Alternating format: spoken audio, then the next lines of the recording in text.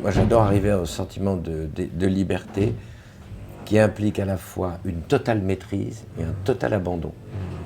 Parce que les répétitions aussi créent une certaine mécanique, une certaine automatisation qui vous permettent une relative sécurité.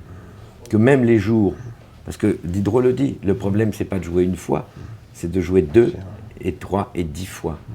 Et ça crée un... Et souvent les amateurs ne connaissent pas ce problème.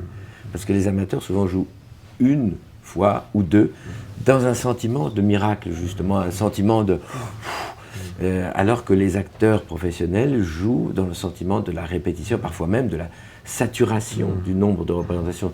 Un acteur qui joue 400 fois, il arrive parfois à non seulement un sentiment, même plus d'automatisation, d'aliénation absolue, et de fait d'être abandonné de lui-même sur une scène, et d'être cette espèce de chose qui joue.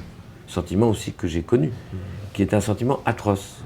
Alors là, vous dire que vous êtes dans l'automatisation la plus... je pense qu'il est vrai, c'est que le sentiment heureux de jouer, c'est quand on dépasse cette contradiction entre la saveur de la première fois, la saveur de la découverte, et ce sentiment d'être libre, dans une forme définie, mais qu'on explose.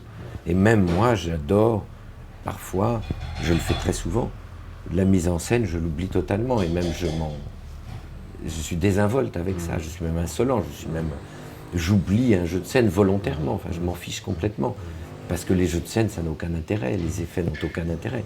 C'est l'agencement de tout ça, le récit qui court derrière tout ça, dans les têtes des spectateurs et des acteurs, et la rencontre qui se fait le soir même. Mais pour atteindre cette capacité-là, c'est vrai qu'il faut quand même avoir encaissé beaucoup, avoir travaillé beaucoup. C'est-à-dire que pour moi, l'improvisation, c'est jamais le premier jet, en fait. Mais la capacité d'un acteur à dépasser le schéma d'une mise en scène, pour moi, c'est décisif, effectivement.